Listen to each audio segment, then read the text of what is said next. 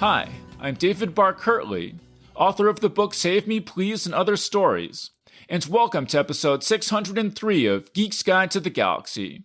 Today on the show we'll be discussing the history of sword and sorcery, a fantasy subgenre that includes characters such as Robert E. Howard's Conan the Barbarian and Michael Moorcock's Elric. Sword and sorcery had a massive influence on role-playing games such as Dungeons & Dragons, and strongly influenced the modern grimdark movement, which includes authors such as Joe Abercrombie and George R. R. Martin. And I'm joined today by Philip Gelatt and Morgan Galen King, creators of the animated sword and sorcery film The Spine of Night. And if you want to learn more about that, you should check out our interview with Phil back in episode 585. And now here's our interview with Philip Gelatt and Morgan Galen King. All right, so we're here with Philip Gelatt and Morgan Galen King. Welcome to the show. Thank you so much for having us. Yeah, thanks. Excited to be here. Okay, and so we're going to start off and talk about our experiences with sword and sorcery growing up. So I'll start us off. So as a kid growing up in the 1980s, sword and sorcery was absolutely everywhere. It was pretty awesome. So I grew up watching like He-Man and the Masters of the Universe cartoon, and you would just go to the arcade and there would be Roston and Golden Axe, these kind of like barbarian themed fantasy sword and sorcery arcade games. And, you just turn on the TV, on the weekends or whatever, and you would catch Conan the Destroyer or the Beastmaster, stuff like that. So, and I always just thought of sword and sorcery as just like a permanent fixture of the pop culture landscape, and expected it would always be super popular, and I always gravitated to it. I mean, my parents were big science fiction fans, so they were able to, steer me toward Isaac Asimov and Robert Heinlein and, Larry Niven and stuff like that, but they were not into sword and sorcery at all. So I was kind of on my own navigating the sword and sorcery stuff. So my favorite series when I was a kid was Robert Asprin's Myth Adventures series, which is kind of like a comedic take on sword and sorcery. And from there I got into like Craig Shaw Gardner and Piers Anthony, kind of similar sort of funny fantasy kinds of things.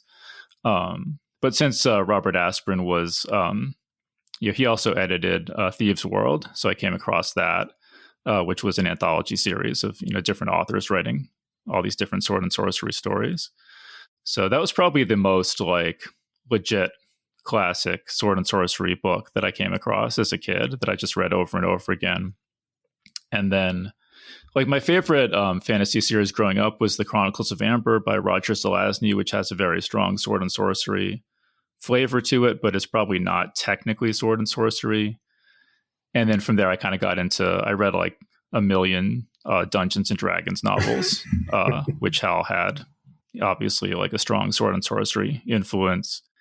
And then at a certain point, I had read enough bad Dungeons and Dragons novels that it kind of turned me off on sword and sorcery. So that kind of brings us up to my teenage years. Was my experience with sword and sorcery. But so let's get Phil in here as well. So how does your experience growing up kind of compare to mine? Yeah. Well, so first of all, I'm just going to say I'm very excited about this conversation because we get to really, how like metal dudes love to define subgenres of metal. This is where we're in the territory of that with fantasy here, because I think this is a fascinating question. So what I would say is I don't know. What I'm trying to remember is when I became aware of the distinction, right? Because I loved fantasy growing up. I loved, Lord of the Rings, and I loved Chronicles of Prydain, the Lloyd Alexander book, and I read a ton of like Dragonlance and D&D stuff. But I don't know that I loved He-Man, but I don't think I saw Beastmaster. And then I was sort of like aware of, that there was something sort of slightly different about certain types of fantasy. But honestly, I didn't really come to sword and sorcery really until I was a teenager, and I saw Conan the Barbarian for the first time. I'd been aware of him as a character, but I don't think I'd really engaged with it until I saw Milius's film. But even then, I don't think I was really like, oh, this is sword and sorcery until probably my early 20s when I was, nerdy enough to really be like, well, clearly there's a difference here between what Tolkien is doing and what Robert E. Howard was doing. But what I would say is what I was very into is, an adjacent thing we're going to get into, which is like Lovecraft and sort of the horror branch that fed into Sword and Sorcery was huge for me from my early, or like tweens almost all the way. I mean, it still is big for me. So, so I guess He-Man is really my like first touchstone, or like, what's the far future one with the Thundar. Thank you, Thundar. Yep, Thundar also, which is just another fascinating case, because that's very much like Vancian, like far future technology is lost and now there's magic, Sword and Sorcery, which is a whole other amazing subgenre. So I'm going to go, my pipeline is He-Man to Conan to thinking, why isn't more fantasy like Conan, to realizing that it's a whole subgenre unto itself. Well, right. So you were bringing up there the distinction between Sword and Sorcery and epic fantasy, and I wasn't sure how early in the conversation to get into that. I did it. I kicked the door down. Sorry. Or how much depth to go into, because you can go into it for a long time. But do you want to give us? I mean, it's basically like epic fantasy is stuff that reminds you of Lord of the Rings, and Sword and Sorcery is stuff that reminds you of Conan the Barbarian, and that's kind of a good starting point for. Yep.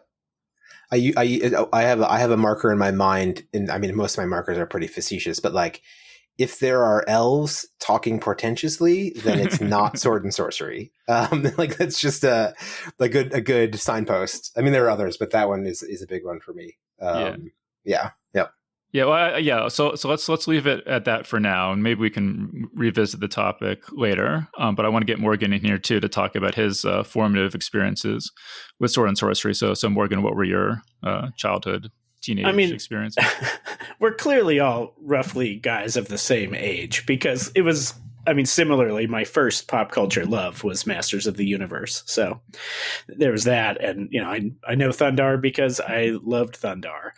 But I'm trying to think of something that was really that was maybe different, is that my brother and I were obsessed with Hero Quest, which has it's such a Conan knockoff painting on the cover of the box, and it was like, I think I've been chasing that high, which I now know was sort of like a Games Workshop spin-off. So it's loosely Warhammery, which I think is, fits in with that. But yeah, I mean, if people don't know, it's a board game, like a dungeon crawl board game kind of thing. Yeah. And although it has, elves and magic, it definitely feels like it's a lot of, dark dungeons and skull wizards and stuff. Like it channels, I think, the essence of Sword and Sorcery pretty well as far as that goes. More so than, like early D&D, at least the way, we played it as kids. Mm. I mean, I heard you say in an interview that you did get really into D&D. So did you also get into the D&D novels like Phil and I did? Oh, sure. Yeah. I mean, I was really into the Greyhawk ones. The Dragonlance ones always felt a little complicated to me. Like, there's a lot of stuff, but the Greyhawk ones that I always liked a little bit of a lower fantasy vibe. So I read those. I think you were always a Sword and Sorcery guy then, because the Dragonlance ones are very not. I don't even know if there is a barbarian in Dragonlance. There must be, but it doesn't. I couldn't tell you who that. Maybe whatever. We don't have to talk about Dragonlance. But yeah, I mean, Greyhawk sounds much more in the Sword and Sorcery vein than Dragonlance, certainly. And when we got to, whenever it came out, my DM, Jed Singer, great guy, he got 100% into Dark Sun, and that dominated all of our role playing for years and years and years, which is also, at least the way we played it, was very Sword and Sorcery. Yeah, I made a little. These are the D&D novels that were definitely Sword and Sorcery that stick out in my mind the most. You've got Homeland by R.A. Salvatore, which is the first of the Dritz Dark Elf books, or the one that describes his backstory anyway. Azure Bonds by Jeff Grubb and Kate Novak, and The Verdant Passage by Troy Denning, which was the first of the Dark Sun novels. So yeah, I loved all those things. And I guess I'll mention also for this episode, I read all the way through a book called Flame and Crimson: A History of Sword and Sorcery by Brian Murphy. and Phil and Morgan read parts of it as well, or various passages. And so I thought, reading this book, I was like, oh, this will be a good. I'll just brush up on my knowledge of sword and sorcery, because I thought I had a pretty good knowledge of sword and sorcery. But reading this book made me realize that my knowledge of sword and sorcery was not as complete as I had previously thought. And it made me realize that my reading of classic sword and sorcery, what Brian Murphy considers the important books in sword and sorcery, was not as complete as I had sort of imagined. But thinking back, like when we were growing up, I really just do not remember books like authors like Michael Moorcock and Fritz Leiber and Robert E. Howard being on the shelves at Barnes and Noble. I mean, maybe I just missed them, but when I think back, it's not like I intentionally avoided them or anything, but I feel like they were not really like a huge presence. And I sort of knew of them. People, like older people, would talk about them, or I'd be reading Dragon magazine and it would talk about them, but I don't remember them being like on the shelf at my local bookstore. So did you guys what was your experience with that? Do you remember them being around, like in front of you? Morgan, why don't you go first? I'm trying to think. Oh, well, I had a couple of specific things that sort of put them in front of me. And one was my father bought a box of like comic magazines at a flea market that was full of like early runs of Savage Sword of Conan. So I just had a box of those appear in my house one day. And so that was my first exposure to like anything that was actually based on Howard's work. But then also my mom was the head librarian, so we had access to like all the donated books that people would donate for book sales. We'd always get first pick of them before they opened the actual sale. So paperbacks, like fantasy paperbacks, I amassed pretty quickly, just because that was an era where people were just sort of getting rid of the old paperbacks. So yeah, I mean, so I don't remember I remember Conan, like Savage Sword, in comic book stores, but I didn't buy it. And I vividly remember the first time I read a Robert E. Howard story, and weirdly, it was By This Axe I Rule, which is still one of the greatest titles of all time. And it's a Cull story, I believe, that was then rewritten to be a Conan story. So I read the Cull story first. And the reason I read it first was because whatever collection of Robert E. Howard I got, it happened to be the first story. I couldn't tell you what collection that is, but I'm quite sure I purchased it because I had gotten into Lovecraft, and when you start to dig into Lovecraft, you quickly realize just the sort of weirdness that he was quite good friends with Robert E. Howard. So that then led me to think, oh, I should go read these Robert E. Howard stories because there's an interesting literary connection here. So yeah, but where I found that book, I simply could not tell you. I don't know what edition it was. I have no idea where it came from. I just know that I acquired it, and By This Axe I Rule was the first story in it. And I still remember that story incredibly well because of that. Yeah, but on the shelves of Barnes and Noble, like they had, again, I sorry to keep bringing up Lovecraft, but like I could walk into Barnes and Noble and I remember buying the copy of that collected H.P. Lovecraft stories that everybody got this was probably the early 90s, but I don't remember seeing. Yeah, I have no recollection of Robert E. Howard being there, or Leiber, certainly. I didn't even really become aware of Leiber until years and years later. So, yeah, it's funny because since I was such a big Robert Asprin fan growing up, he talked in his introduction to the Myth Adventure series. He says, since about how he came up with the idea. He said, since fantasy was always about brawny barbarians hunting wizards, I decided to take the opposite tack and tell my story from the point of view of a wizard. And I was like, wow, I have never read a story about brawny barbarians. Yeah, I was going to say, clearly he had just been reading a lot of Conan.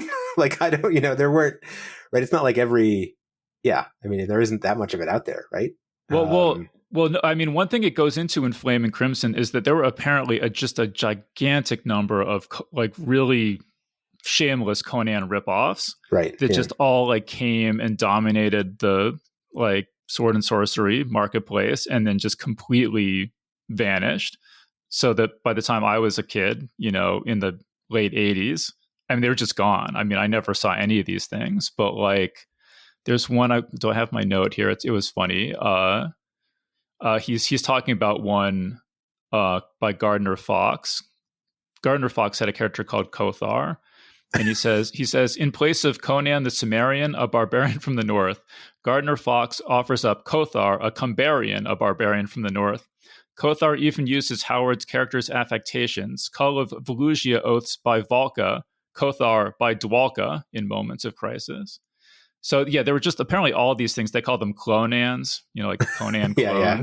There were just like so many of them, but they seem to have just left no like imprint after they all disappeared.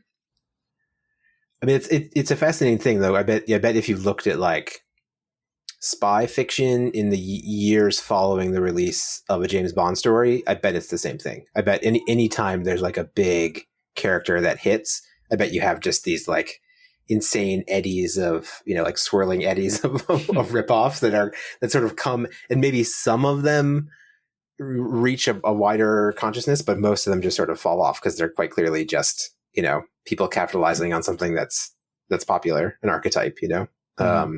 Yeah, it's really interesting. But I really had no idea how popular Conan was. I had sort of imagined that, the movie, the 1982 Arnold Schwarzenegger movie came out, and that sort of like made everyone know Conan. But I didn't know even before the movie, the Conan books were selling millions of copies. So yeah, there's just this whole really fascinating like history of sword and sorcery that even covering this stuff fairly seriously was just all news to me. Wait, so I'm curious, David. What you said, there's a bunch of early like first generation sword and sorcery stuff that you hadn't read. What are the titles, if you can remember, in the book that you were like, oh, I should read that, or this author sounds interesting? Or do you have ones that stick out in your mind? Oh well. So this is Brian Murphy's list of like the major classic sword and sorcery authors. These are the ones who get a like subhead in his book. So Robert E. Howard, Clark Ashton Smith, C.L. Moore, Henry Kuttner, Fritz Leiber, Michael Moorcock, Jack Vance, Paul Anderson, and Carl Edward Wagner. Now, as I said, as a kid, I read, I think, none of those. Right. I've since gone back and read some of them. I read a book called The Horror Stories of Robert E. Howard and a book called The Return of the Sorcerer, The Best of Clark Ashton Smith.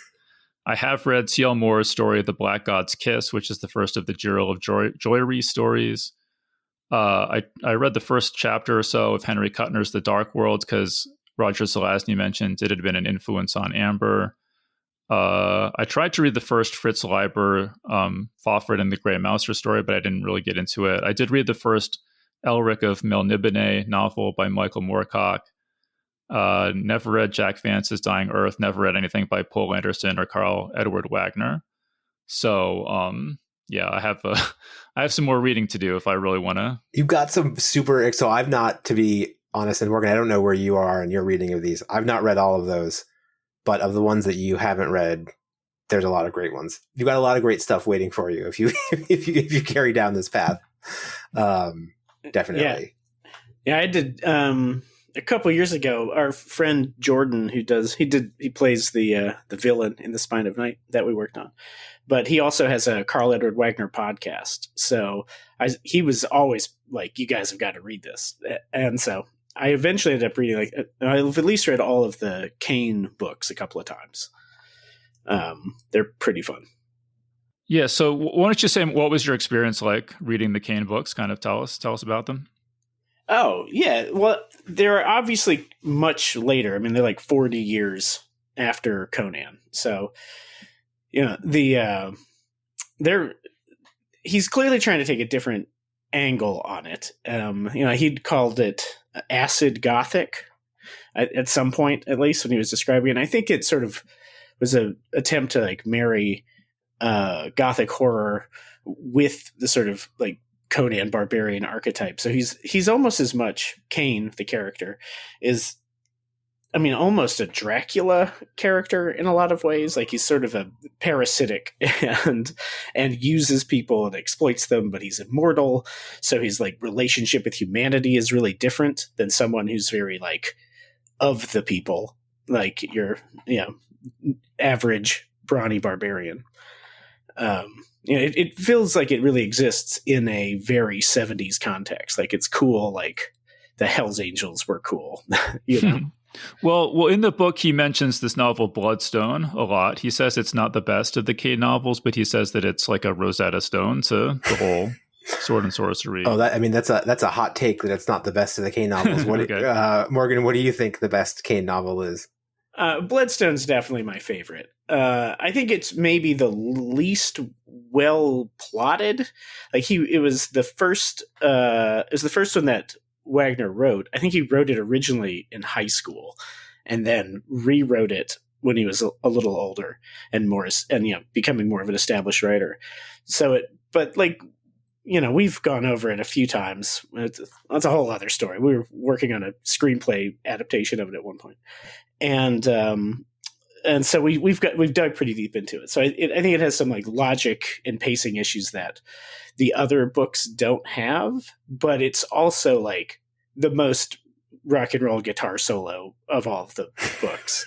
Like he does like a huge boat ship landing, like aquatic assault with an army of frogmen, and he's flying around as like a golden armored god blowing up buildings. Like it goes to 11 all of the time. He's got a sexy demon lover. It's great. It does everything you want it to do. And it also, the other thing it does that you encounter that sort of, I think, is a lineage from Vance, the Jack Vance, the Dying Earth books, is that it does really combine a sort of, at a certain point, science fiction, sort of weird science fiction into fantasy, into sword and sorcery, and create this amazing amalgamation of like weird subgenres. But yeah, I mean, the way Morgan puts it is perfect. It's like a great rockin' metal album that always goes to 11 for sure. Although, just one last thing. What I will say is that the probably, and Morgan, tell me if you agree or disagree, probably where Kane really sings is in the short form. Like the novellas and the short stories, I think it's not unlike Conan. Like I think he's a character that's quite well suited for that. Oh, for sure. For sure. He struggles. I saw it a bit in the bit I read of Flaming Crimson, where he talks about how much of like Kane's driven by like boredom and ennui. And I think the novels sort of lack a real motivation in that way. And the shorts don't suffer from that. Yeah. I mean, Phil, last time we spoke, you mentioned that, I mean, Morgan there mentioned your friend had the Carl Edward Wagner podcast, and you actually had a Clark Ashton Smith podcast for a while. So I did. Yep. You have, I would imagine, some considerable expertise with Clark Ashton Smith. I adore Clark Ashton Smith. I love all of these, the original generation of Weird Tales writers just in general. I'm sort of infatuated with for various reasons, but like the big three, which of being Robert E. Howard, Clark Ashton Smith, and Lovecraft, I've been sort of infatuated with on and off for, at this point, I guess, the majority of my life. Clark Ashton Smith was the last of them that I got really into, because he's sort of like the one that doesn't have like a signature thing. Like Howard has Conan and Lovecraft has Cthulhu, or the Cthulhu mythos or whatever.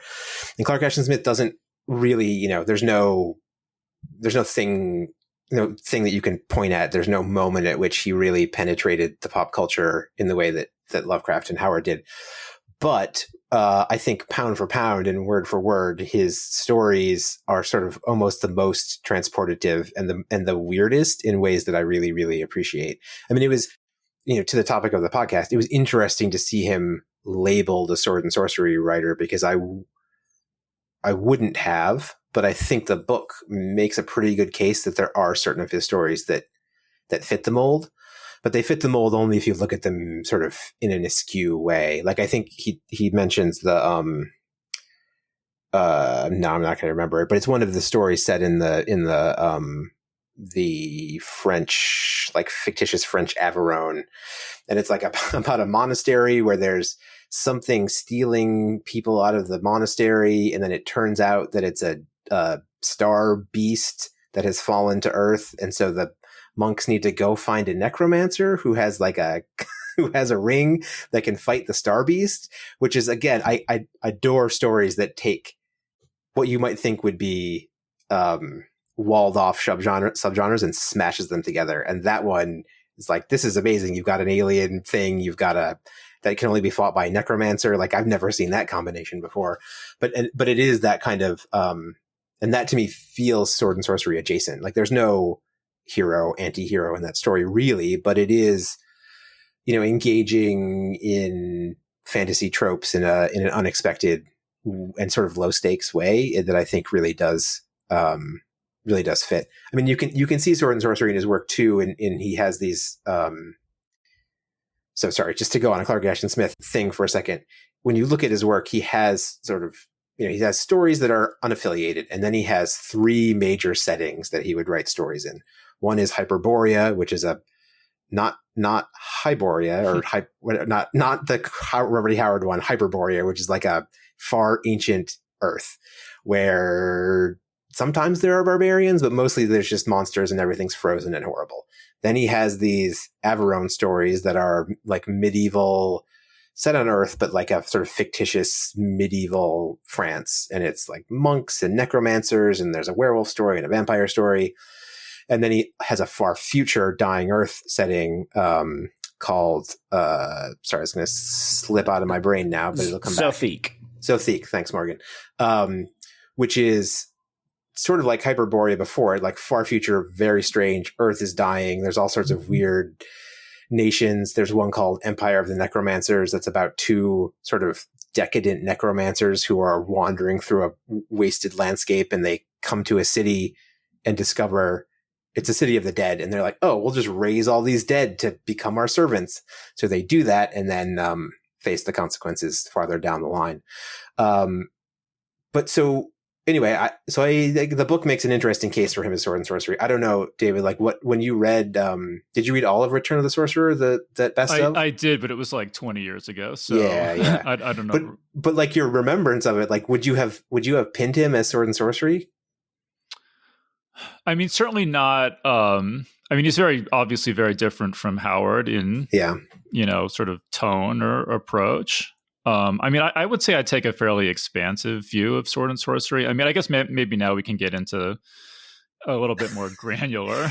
Yeah, I'm sorry. I keep coming back to the genre question. I can't resist it. It's like a magnet that pulls my attention. Sorry. Well, I would say, Phil, I don't know if you got to this part in the book. It's deep in the book. I only control F'd it to see how many times Solambo was mentioned in it, because this is a drum I've been beating for years that Phil is sick of hearing about. But I saw that he specifically had Clark Ashton Smith citing Flaubert's Solambo as a primary influence. And I think it's not mentioned anywhere else in the book, but it's such a proto sword and sorcery book. You've got like Matho the Barbarian and Spendius, who's like a dual dagger assassin schemer, as a duo trying to take down the civilization of Carthage from the outside. And it's tinged with cosmic horror, and it's ultra gory. It's awesome. And anyway, I just thought it was interesting in terms of like Clark Ashton Smith as a sword and sorcery guy that he would call that. Yeah, but notably, like, that's Flaubert. I couldn't point to a sword wielding barbarian in a Clark Ashton Smith story. Fair. I'm sure they exist in Zothique and probably in Hyperborea too, but I couldn't. There isn't one that that sticks out in my mind. Anyway.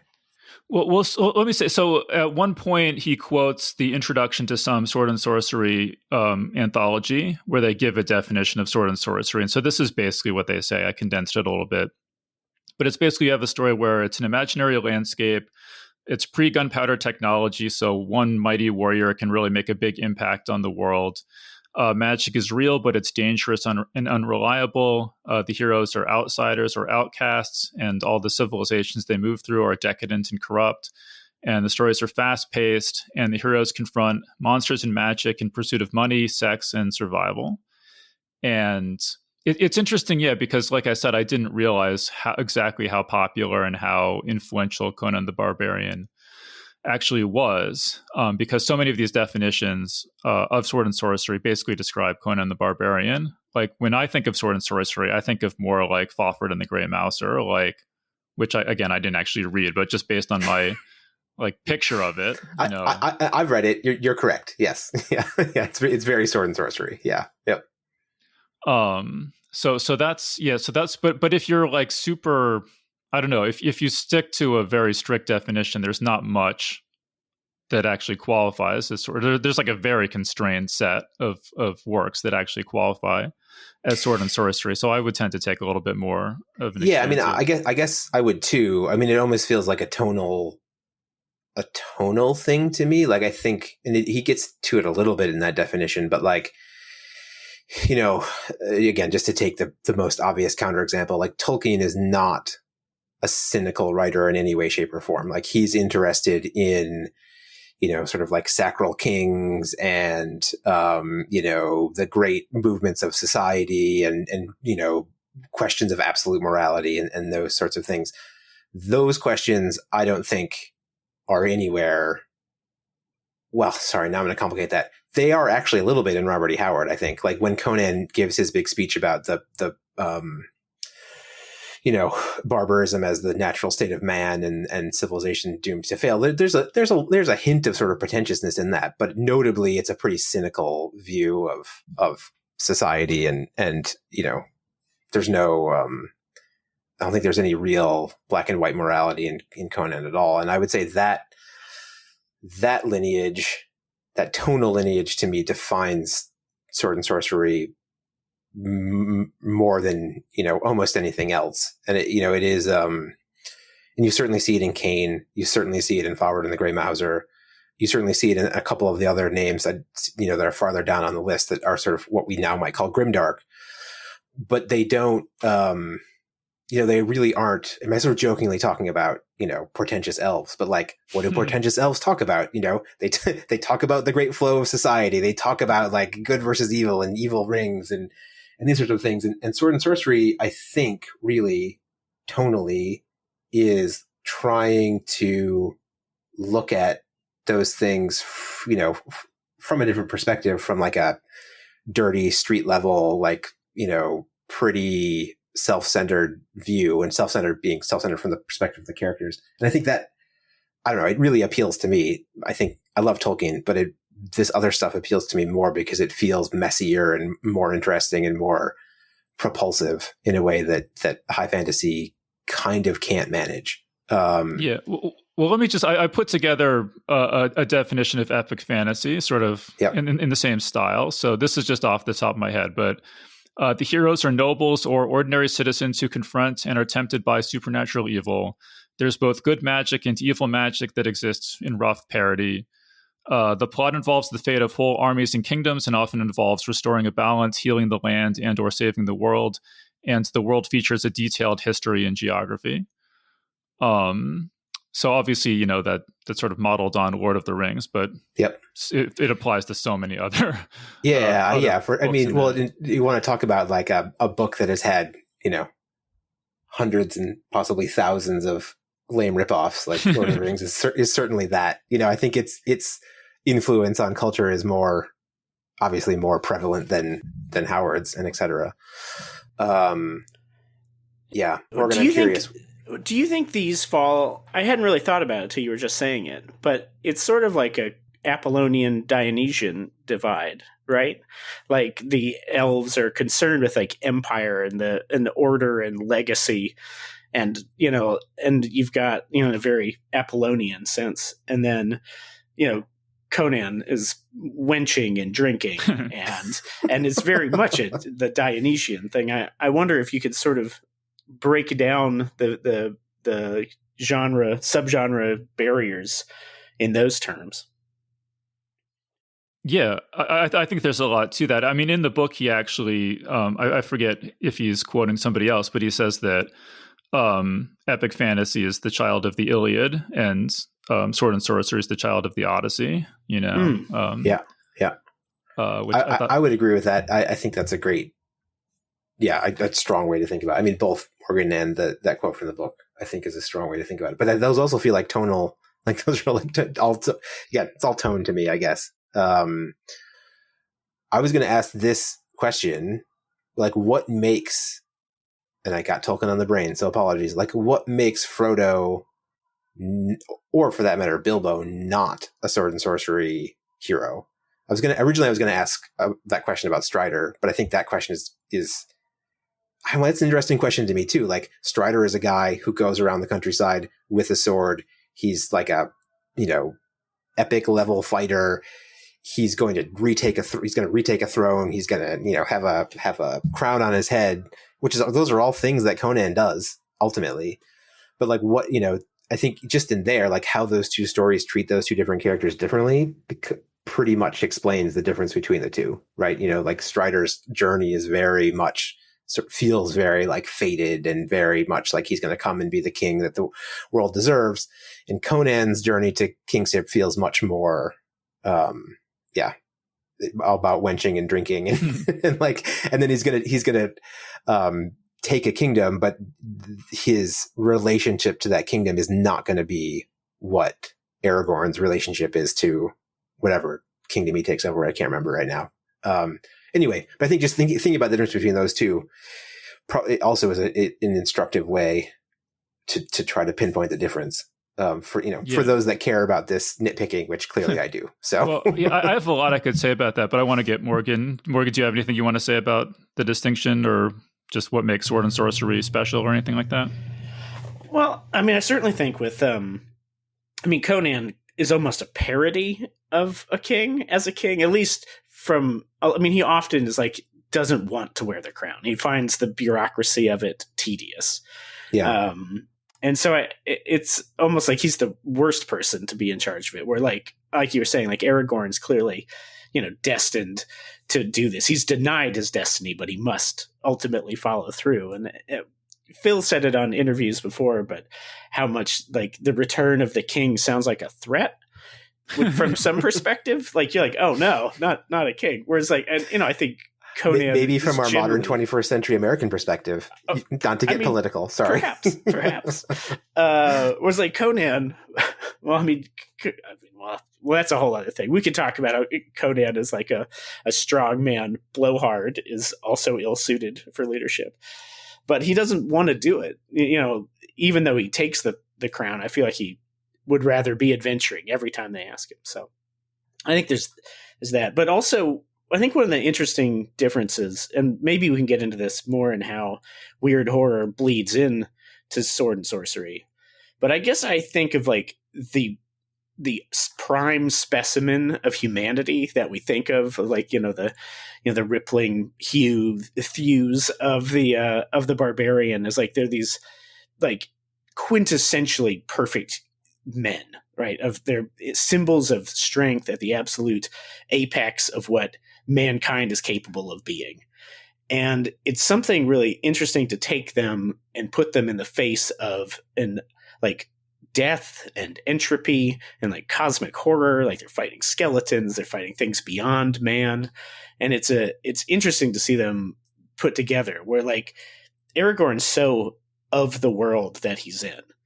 He feels like he's in a bloodline that has fought, Sauron before, And so I think there's like the idea of like humanity versus the outside that is a big part of the sword and sorcery hero, as opposed to the epic fantasy hero where you're like maybe a wizard, maybe you're on the inside of the system. Well, yeah, this is the thing. So this morning I was kind of sitting down and trying to think about, the difference. And it really, to me, seems to just come down to the difference in personalities between Robert E. Howard and J.R.R. Tolkien, who had incredibly different personalities. So I made a little list here. So Robert E. Howard is American, mostly self-educated, agnostic, felt that civilization was basically dehumanizing, never married, lived with his mother his entire life, and died by suicide at the age of 30. J.R.R. Tolkien was English, Oxford professor, Catholic, monarchist, married with 4 children, World War I veteran, and published his first fiction, The Hobbit, at the age of 45. So, and I don't know if I'd really appreciated before how much of an age difference there was between the work of Tolkien and Howard. But everything that Howard wrote obviously was before the age of 30, and everything that Tolkien wrote was after the age of 45. So you're talking about the difference between basically being young and disaffected and being mature and sort of woven into the fabric of your society. And I think that really captures certainly one of the major differences between epic fantasy and sword and sorcery. Yeah, I mean, it does a great job of capturing almost like the difference at their conception points. I mean, I think they both sort of evolve in different ways as they go forward. But yeah, I mean, that's a great way to think about it at the start, definitely. I mean, one thing that occurred to me is that they're both, like, one similarity that they have is they both thought the past was better, you know? Yeah. And in Howard's case, he thought the past was better before civilization came in and kind of made it a pain to have to deal with bosses and rules and regulations and everything. And Tolkien thought the past was better when there was sort of a golden age of civilization before you had the Industrial Revolution and pollution and, you know, and all this kind of stuff. But so they looked back to different eras of the past as being superior, but they both had that impulse that the past had been preferable to the present. Yeah, it's true. Yeah. Oh yeah, go ahead. Oh no, I had no thought. Okay. Okay, so yeah, hopefully that helps clarify the distinction between sword and sorcery and epic fantasy. And then, so another thing I want to talk about is I had no idea until I read this book that there had been these cycles of popularity of sword and sorcery, where obviously I knew that it seemed to have kind of disappeared for reasons that were never clear to me in the late 80s, but that it had also kind of disappeared in the 40s. And there was sort of this weird confluence of events that brought it back. Basically, there was this guy Elsbrag de Camp who took these Conan stories that had been published in Weird Tales and packaged them in book form with cover art by Frank Frazetta, and this is what caused the books to sell millions of copies. They're called the Lancer editions. But he also, Elsbrag de Camp, rewrote, he wrote his own stories and rewrote the stories and took stories that weren't Conan stories and made them Conan stories, and really, it seems like made a huge mess out of Howard's, literary legacy. But I don't know. Do you guys know anything about any of this, or did you? I know. No, it wasn't news to me. I know a little bit about Elsbrag de Camp. I don't know. He's like the August Derleth, if that means anything to anybody. So August Derleth did the same thing to Lovecraft. After Lovecraft's death, August Derleth took Lovecraft's work and sort of tried to continue it and repackage it and did things to it that purists don't like. It's almost the same thing that happened with Elsbrag de Camp. So he added good supernatural beings into the Cthulhu mythos. Yeah, exactly. It was like, I don't think you were reading the same stories that we were reading, but okay. I mean, glad that you preserved the work, but so in my impression, so I've never looked deeper into the Elsbrag de Camp part of this story other than to know that those sort of basic facts. And then also that, he was also the one that repopularized it by adding the Frank Frazetta art. I mean, the appeal of that Frazetta art, I think, probably can't be underlined enough in terms of the way that it, because Frazetta's art, I'm sure everybody listening probably knows his work, but it is so compelling and so immediately identifiable. And so, I don't know, Morgan, need a heap more praise on Frank Frazetta, if you could. Well, it's certainly also the case with Kane, right? Every time I tell someone about Kane, who's not a huge sword and sorcery nerd, I'm like, from the Molly Hatchet cover, I mean, again, although I guess that dates them as well, but it's one of the most iconic images in fantasy, but nobody generally associates it with the characters even. So I think Frazetta is just so influential that he, breaks well beyond the barriers of fantasy subgenres. Yeah, I mean, I don't think Morgan said it. Just to make it clear, the Kane books were also published with Frazetta covers. So there was there's a lineage there of like Frazetta's artwork being used to repopularize Conan, and then also to popularize, the Kane books, which were being written not long after this. There's actually a fantastic documentary called Frank Frazetta Painting with Fire that I watched years ago. If you haven't seen that, it's really, really good. I think I actually saw his daughters, like Frank Frazetta's daughters, have a podcast they just started. It's called the Frazetta Girls. It's like something Frazetta like, Girls, something yeah. like that. They're out there carrying the torch. Yeah. Were you working as an artist inspired by Frazetta, or do you try to emulate his work in any way? Well, certainly in a roundabout way. Ralph Bakshi worked with Frazetta to do Fire and Ice, his big, one of his rotoscope fantasy films. So they worked, directly together on that. And so in emulating that in my own work, I was, by process, emulating Frazetta. Are there other artists that you would point to as influences for your own kind of sword and sorcery style? Oh man, I mean, I mentioned Dark Sun earlier. I mean, I don't think you really see his work in my work as much as I feel it's there. But like Brahm, who did a lot of that, the artwork for the Dark Sun era of D&D, I love that. I mean, a lot of that has a big influence. But certainly, I mean, the Bakshi's been the touchstone for all the rotoscope work I've done for a really long time. Just to jump in there, I would say another one that you maybe aren't even thinking of is the artists who worked on Savage Sword of Conan. I mean, there's the art style of that book or that comic, and the even just like frame compositions. There are things in Spine of Night that are heavily inspired by Savage Sword of Conan visually, if not in other ways. Yeah. Oh, for sure. I one of those issues I had, it was the one where it's like it's a snowy adventure, and there's like a windmill, and the people who have the windmill put him up, but then some like bandits come and attack the windmill and try to kill the family. And I just remember the visceralness of Conan like smushes one of the guy's heads in the wheel of the windmill, the grinding wheel, and it was the most badass thing I had ever seen anywhere in my life, and I'm sure that certainly casts a long shadow over my love of head smushing. Well, Gerald Brahm's work for Dark Sun is stunning. It was so good. I mean, I just loved it so much as a kid, and I hadn't made that connection, to Spine of Night until you mentioned it. But now that you mention it, like the sequence where you have the kind of like paraglider people with the 100%. Weird head pieces and stuff, like I can totally see a Brahm Dark Sun influence there. Yeah, for sure. I think people often want to think of that as sort of a steampunk section when the film's discussed. But yeah, I would definitely root it more in Dark Sun for sure. Mm-hmm.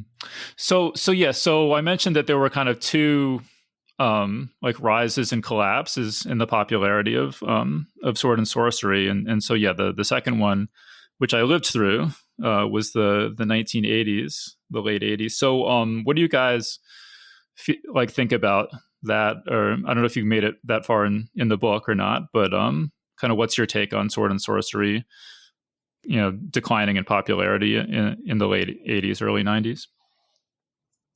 Morgan? Oh, well, certainly I lived through that. I mean, I guess we all lived through that same era.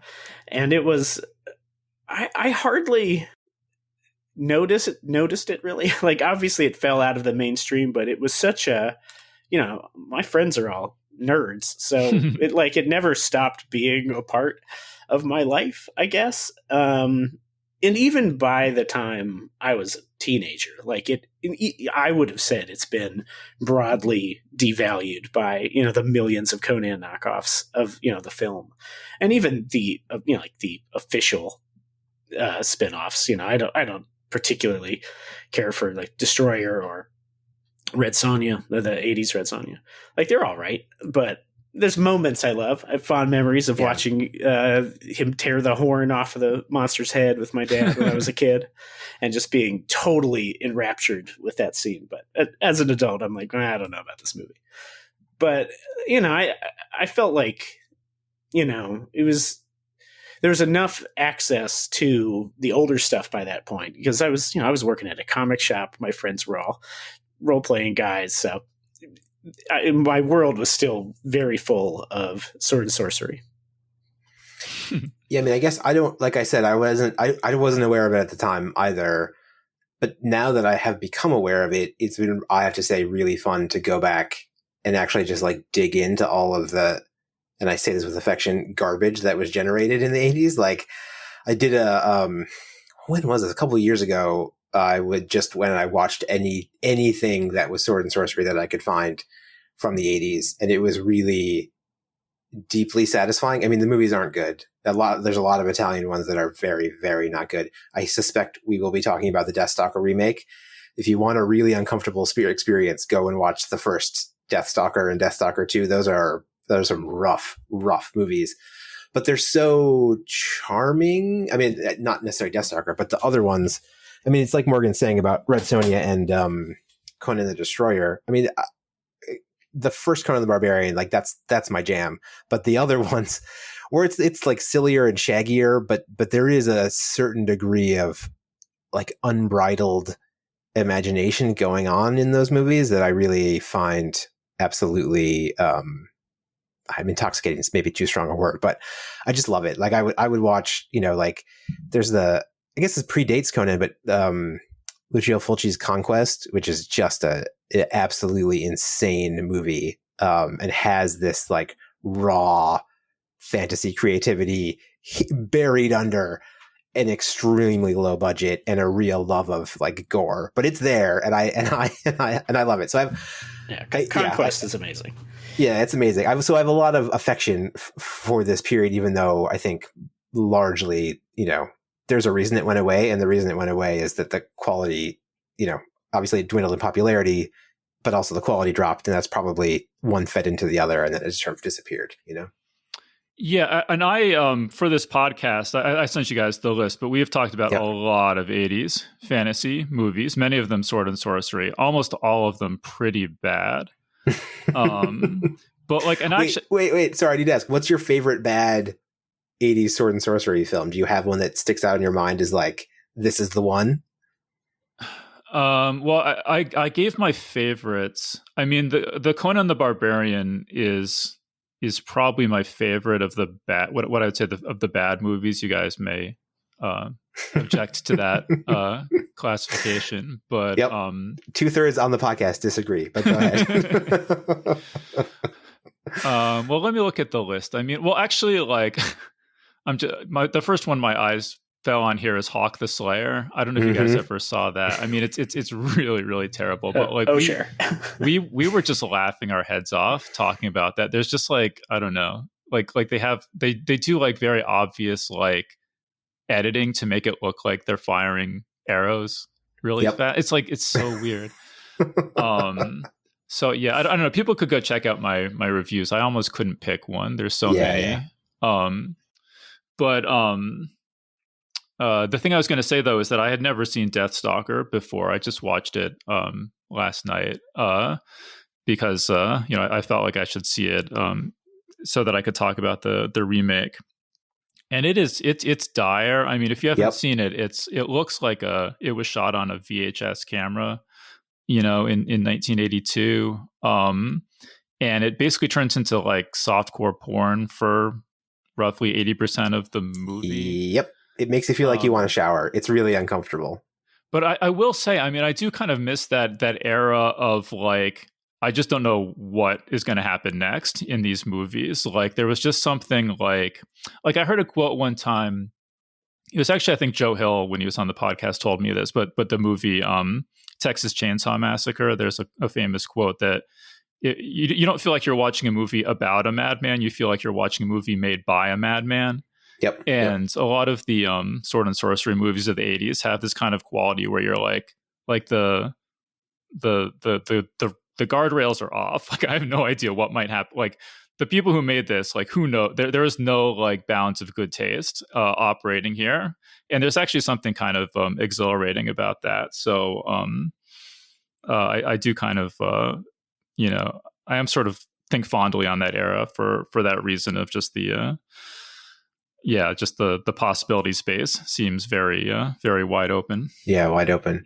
It's such. I mean, maybe we'll talk more about it. It's, of all the movies to remake, Deathstalker just feels like such a particularly egregious one because it's a deeply uncharming film. The first one, like it's really like repugnant. I mean, I like I say that by noting that I did enjoy watching it, but even as I was watching it, I was like, this is some rough stuff. Anyway. I always wanted to get those from the video store as a kid because they have these awesome Boris Vallejo covers.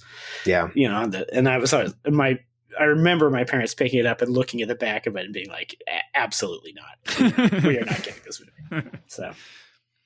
Did you watch because the trailer for the remake makes it look much, I mean, it looks like it's going to be very different from the old Deathstalker. It looks like it's going to be basically like a camp. Yeah, it feels a lot like Kostansky's Psycho Goreman. I've seen the trailer, but I haven't seen the film yet. But it looks like it's in line with that, which I thought Psycho Goreman was a lot of fun. So I mean, I like my fantasy taken seriously, but if you're gonna do camp, it looks like I think it's probably in good hands. Mm-hmm. I mean, Morgan, you said that you saw. So it seems like we're in a bit of a resurgence of Sword and Sorcery with this Deathstalker remake, and there was just a Red Sonja remake that just came out. I think that they've been trying to make that for like 20 years or something, and it finally came out. But what do you feel about this moment in Sword and Sorcery? Do you feel like there is going to be a resurgence at all? I guess I'm kind of skeptical, only in that.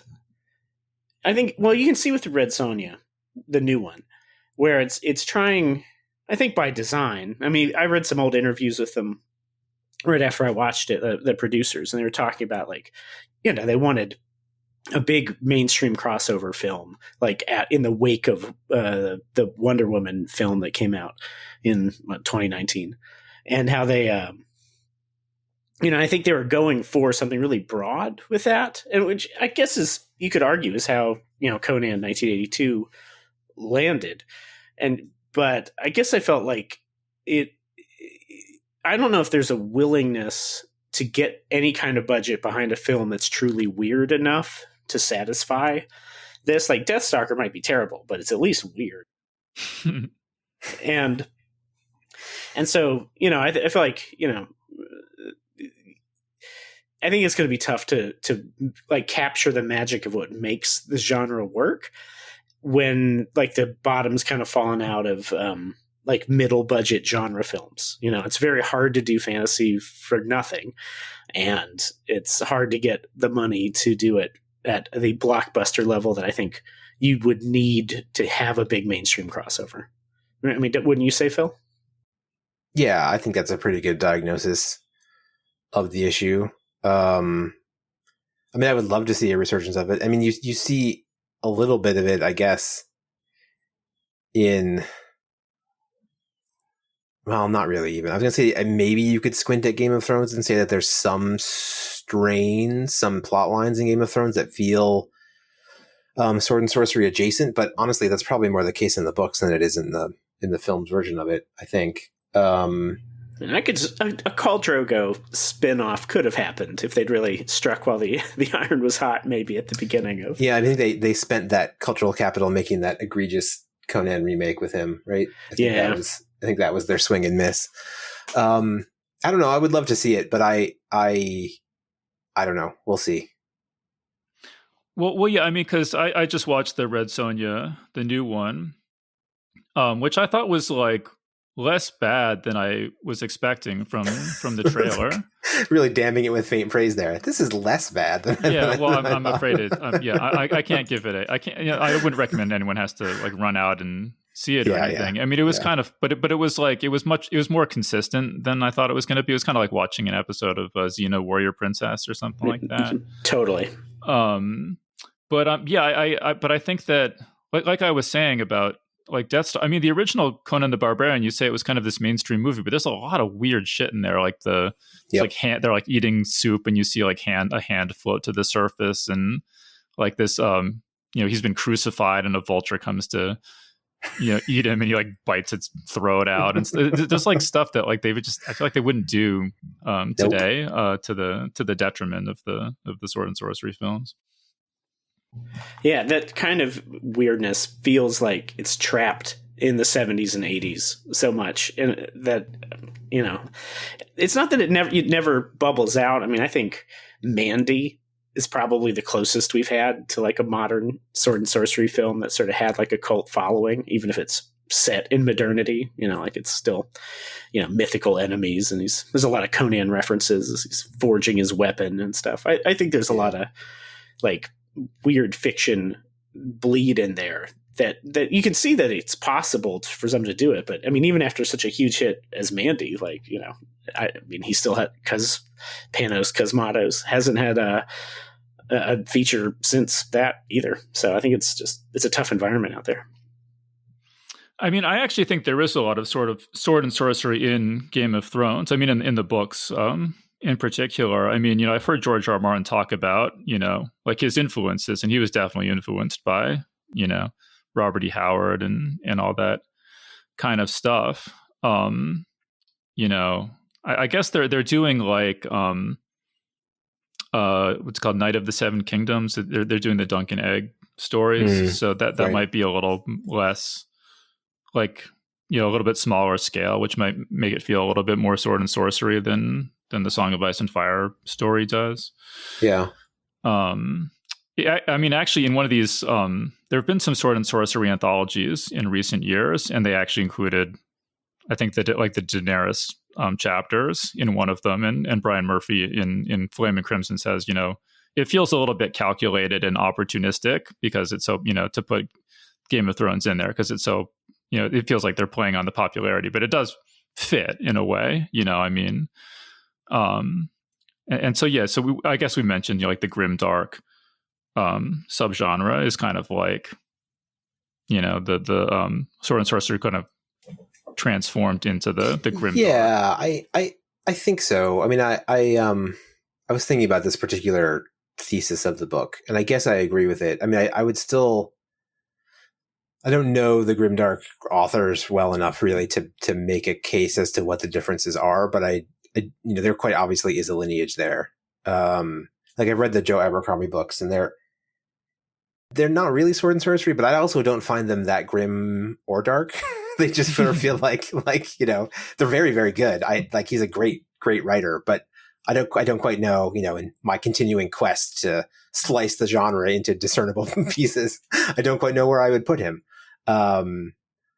Anyway, so but yeah, it's an interesting thing. I'm trying to think the other like grimdark.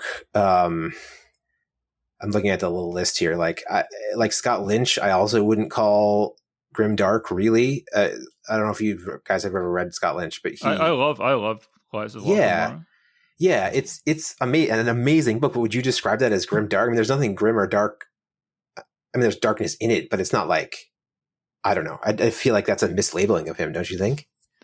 I mean, he is like very closely associated with that movement, and he's like published Locke Lamora stories in Grimdark magazine and stuff like that. Right. So, I mean, I wouldn't say it's like super grim or super dark, but we might just have miscalibrated, I guess what I'm saying is maybe I don't understand exactly what makes a fantasy story fit into grim dark, but when I see the words grim and dark together, I imagine something that's like, like Thomas Ligotti or something, like just like absolutely pitch black and like burnt to like a hard nugget of nihilism, which is not, not Scott Lynch at all. But maybe compared to like Wheel of Time or something like that, like.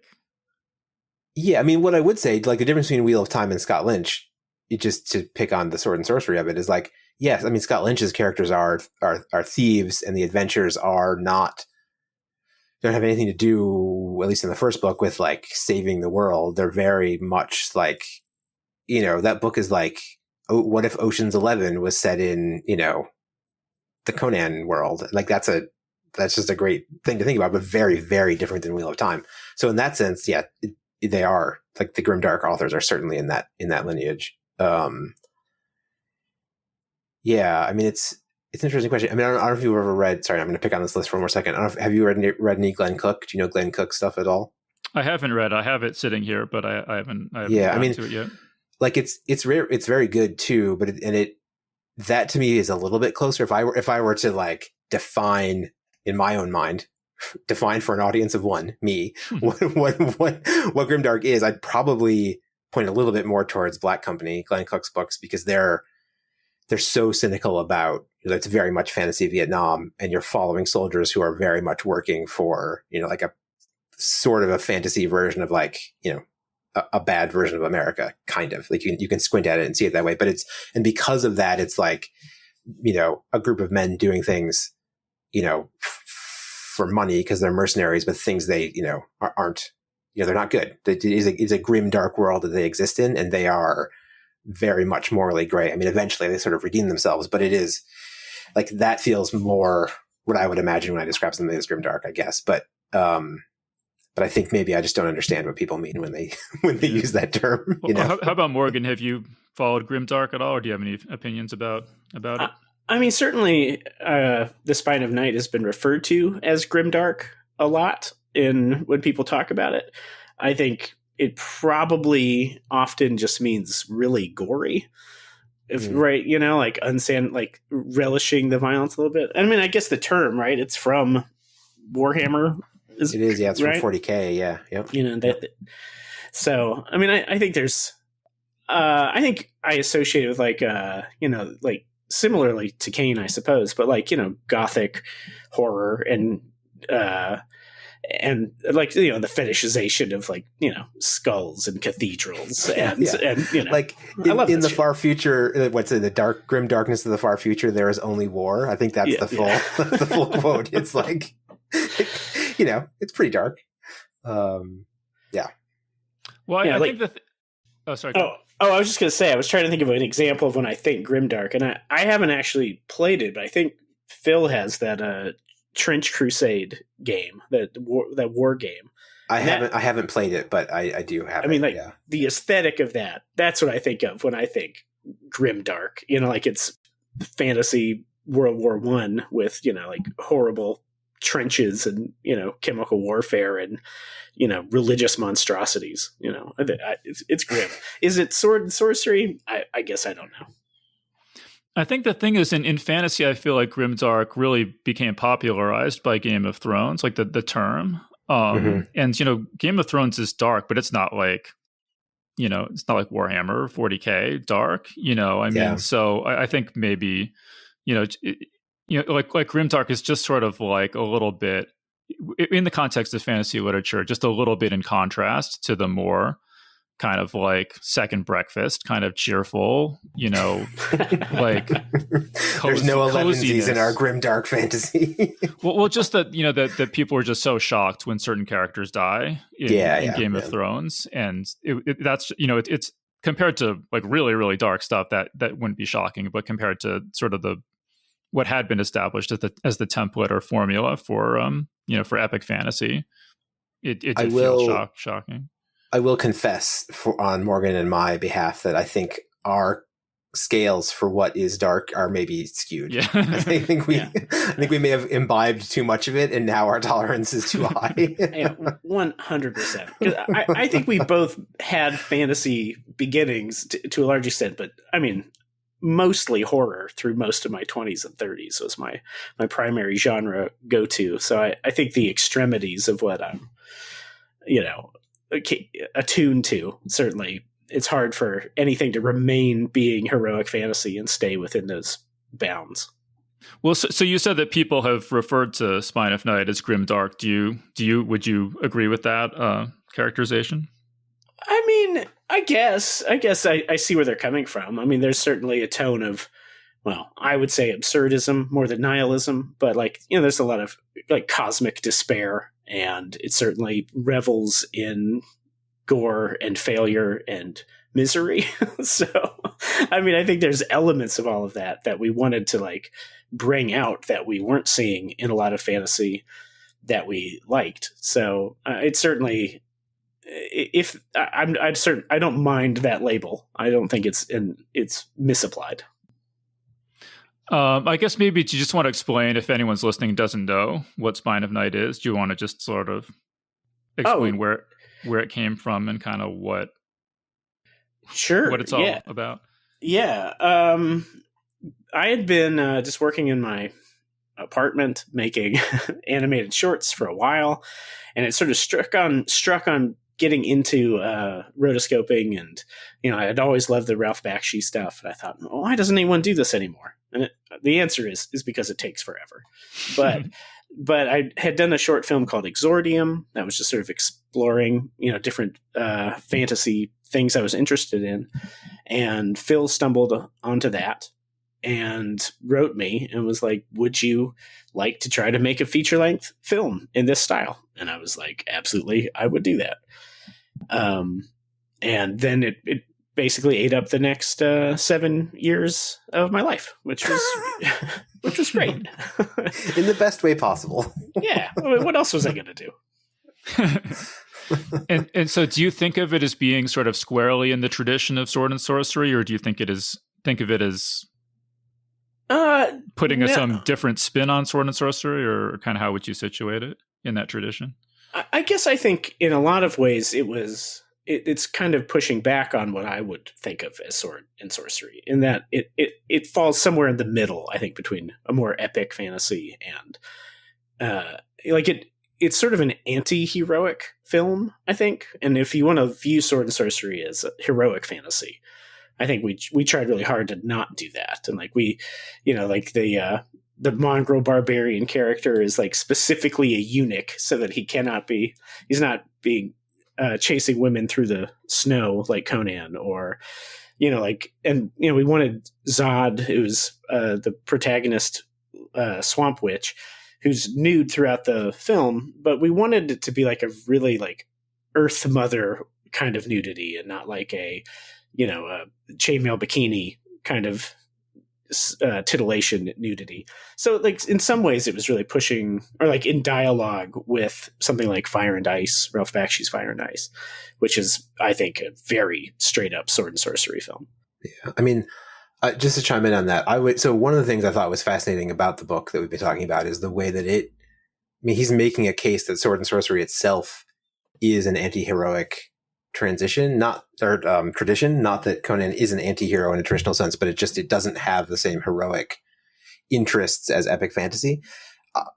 I love that argument. I'm not sure I 100% agree with it in terms of traditional sword and sorcery, but in terms of Spine of Night, like that was, I think, as to what Morgan is saying, really our instinct was to say, at least my instinct was, let's look at the genre as it was in the 30s, as it was in the 70s, and take what we loved about it, which is, just sort of like low fineness of it. There are world-ending stakes in our film, but it's sort of handled in a way that in my mind is different than epic fantasy, and like try to drag sword and sorcery into the 21st century in a different and interesting way. I mean, I don't mind if people call it grimdark, but in my mind, it's an effort to do a different tonality of fantasy that's much more in the sword and sorcery tradition, and specifically engaging with the idea of like fantasy heroes and fantasy representations of the human body, and like sort of saying, you can do all this other fun stuff. You don't have to do these other things. It can be different. Totally. Yeah. Yeah, and I love Spine of Night. I mean, part of the reason I wanted to do this episode is just to get you guys on to talk about it again, and just do what I can to get it more attention, because I think it deserves it. I think it's definitely one of the best sword and sorcery movies of all time, like clearly. Thank you. Do you have a sense that the sword and sorcery audience is finding it, or like how are the people finding it like horror fans or sword and sorcery fans or something else, or like who? Well, I posit the question. Does a sword and sorcery audience exist? Is sort of what we're a question that we asked ourselves when we made it. And I think that, I think the answer is yes, but I think, and Morgan, correct me if you disagree, I think what we discovered in like the life of the release of the film is that there is an appetite for fantasy that is not Tolkien, that is not, like sort of boobalicious heavy metal covers, for lack of a better term, but it's an underserved audience. So we would show the film, at film festivals, and on a number of occasions, people would see it and they would come up to us afterwards and say, I didn't know, like I'd never seen a movie like this before. I'd never seen a fantasy movie like this before. And I loved it. Like, what is this? And like that to me sort of points in the direction of that, these other types of fantasy are underserved and that there's an audience out there that is interested in engaging with them. But I also think it's an audience that doesn't really understand, like they don't know that what they like is called sword and sorcery, right? So it's a kind of a problem. Like it's an issue, because when the general public thinks of fantasy, they think of Tolkien, they think of, hobbits and Mordor and et cetera. And when they think of other types of fantasy, maybe they think about Conan, but like there's a whole other way to engage with it. So anyway, it's been really gratifying, that part of it. But I suspect that there is still quite a large audience for the film out there that we're only slowly reaching. I don't know, Morgan, what do you think about that? No, I think that's all true. I think of people who've really loved it. I mean, I think they sort of come from all over, more than like specifically fantasy, like sword and sorcery people. I mean, although the reception among sword and sorcery people, like fans of that, has been very kind to us across the board, and I am thankful that they have found us in the numbers that they did. It's sort of a small pool, right? There's not a lot of contemporary competitors, so we benefit from that a bit. But, I feel like it's found audiences, like a lot of like people who are really into metal and like psychedelic music, I think have really gravitated to it. It's pretty good. I think viewing under the influence, if you are if you are inclined that way, certainly like bands have asked permission to play it, like project it during their sets, so that they're just they can just play in front of it with the sound off. I think it's reached so I think it's reached places like that. I don't know if we have seen like any sort of economically that there is a robust sword and sorcery audience there, but I think it's only because it's so, and I think Spider Knight's guilty of this as well, of being kind of retro in its aesthetic, in that I don't know if there's anything that's really feeling modern and something that younger people could really gravitate to. Like certainly they've tried. There's the that New Edge of Sword and Sorcery magazine has been trying to update the tropes and the idea of the genre to reach people outside of that. But we're all, I'm guessing in our 40s, and I think a lot of the audiences for these are even older than us. Like there's I spent a bit of time on the Carl Wagner Facebook group just when we were researching Kane, and they definitely seem to track quite a bit older than even ourselves. So finding the existing audience is a trick. It's just so interesting to me that there ever were millions of people reading Conan the Barbarian books, right. And like what happens to them? I mean, it does, because it does seem like in a lot of different like fandoms or whatever, that there's like the hardcore people who will always be there, and then the normies are just kind of like flowing around to different things. And if something gets popular, all the normies will all kind of flow there, but then they'll flow away just as easily if there's just a couple things that a couple movies or books or whatever that don't satisfy that audience. It's so fickle. And you have these things, that just seem eternal or like invincible, and they can just the popularity of them can just collapse so quickly. Just much more so than I would have thought. Watching sword and sorcery movies growing up or whatever. Yeah. I can't account for it because I think it rules. Yeah. Yeah. Well, I'm doing my part here to bring back Sword and Sorcery. Yeah, hell yeah. Well, I guess I was going to say earlier, like one that is that I didn't realize that Sword and Sorcery had gone away until I started writing Sword and Sorcery stories and submitting them to short fiction magazines. And they're just like, no, we don't publish this stuff. And I'm like, wait, but this is still good, But did they identify it as Sword and Sorcery and reject it on those grounds? Yeah. Interesting. Yeah, I mean, the magazines, they would publish one occasionally, especially if it was like somehow like metafictional or something. But just straightforward, stories. Yeah, they're just like, like we don't need this for the magazine, basically. We like your writing, but we don't publish this sort of thing anymore. But not this Sword and Sorcery garbage. Yeah. Which is sad because, like, what's more fun? What's more fun to write than Sword and Sorcery? Like, I can't even imagine. I mean, nothing. Clearly nothing. I was going to say, if listeners are wanting a new Sword and Sorcery recommendation, I highly recommend Howard Andrew Jones's Hanavar series, which is great. It's like he made a fantasy version of, speaking of Salambo, a fantasy version of Carthage and Rome, and his hero is a like what if Conan and Hannibal were smashed together. And it's they're great. They're great books, and every chapter in them is like a little mini short story. It functions exactly like classical Sword and Sorcery, but in exactly the right sort of modern way that you would want it to. And there's 3 of those books.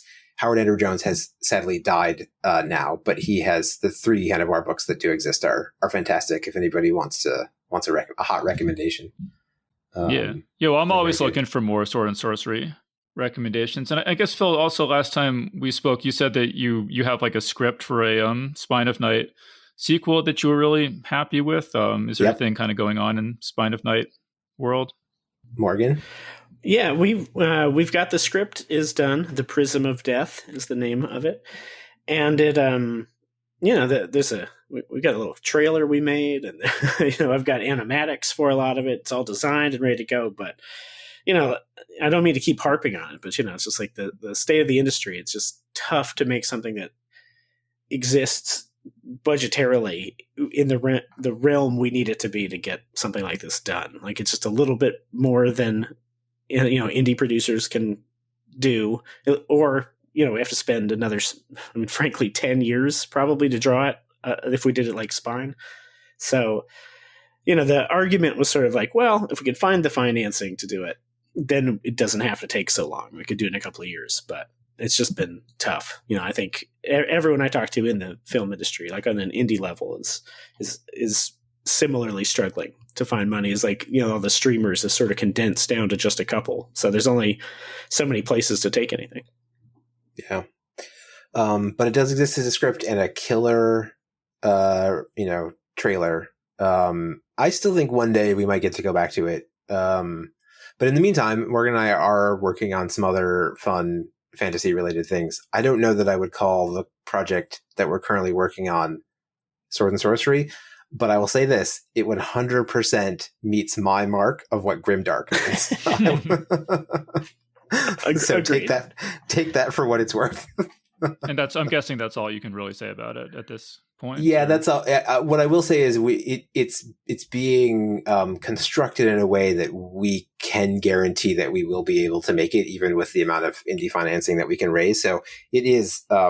Nothing's guaranteed in this life, but there's a high likelihood that people will be able to watch it, sometime in the next couple of years. Yeah.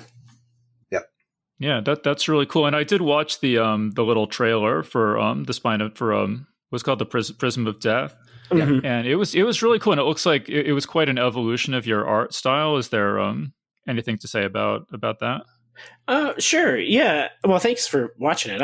I'm glad that anyone can see it, frankly, because it was a lot of work, and I'm really proud of it as an animation milestone for myself. But the short version is, I guess, after 7 years of trying to make work that looks like Ralph Bakshi's rotoscoped era, it was really freeing to try to make something that wasn't explicitly Bakshi, like leaning into shadows and texture and highlights and stuff. That's just, I was sort of when we started the Spy Night, I was at the ceiling of my abilities, I think. And after, you draw something for 7 years, you just get a lot better at it. So, but you can't go back and change the style of the film that you started because you're kind of locked in aesthetically. So, it was really fun to try to expand the style and try to come up with different ways to approach rotoscoping that I hadn't seen. So, yeah, I'm quite pleased with how that trailer turned out. Yeah, it was super cool, and definitely hope you're able to do more with it someday. I'll reiterate what I said when Phil was on. If there's anyone listening who has a giant pile of money that you're not doing anything with, you should get in touch with these guys because I would love to see more Spine of Night. Again, it's awesome, everyone. Go check it out. I think that's pretty much it. Do you guys have any final thoughts about the history of sword and sorcery before we wrap this up? I would only say, I hope we really do see it continue to come back around. Like like you said, it's all been cyclical, the rises and falls of it. So I hope there is a recurrence and we see it in a new formation with a lot of new voices working in it. I think that'd be an amazing future. Yeah. To piggyback on that, I would completely agree. I feel like it is a breed of genre that is sort of tailor made for like punkish anti-authoritarianism, and that's great. And like I don't know. I just feel like it's a genre that people can pick up and do really interesting things with, and I hope that people do. That's it. All right, well, that's a good note to end on, so we'll wrap things up there. So we've been speaking with Philip Gelatt and Morgan Galen King. So thanks so much for joining us. Thank you so much for having us. This has been a real pleasure. Yeah, it's been so much fun. Thank you for having us. And that was our interview. So big thanks again to Philip Gelatt and Morgan Galen King for joining us on the show. Geek's Guide to the Galaxy is made possible thanks to support from listeners like you. So if you enjoyed the show and want it to continue, please support us on Patreon over at patreon.com/geeks or via PayPal over at geeksguideshow.com/crowdfunding. All right, so that was our show. So thanks everyone for listening, and we'll see you next time.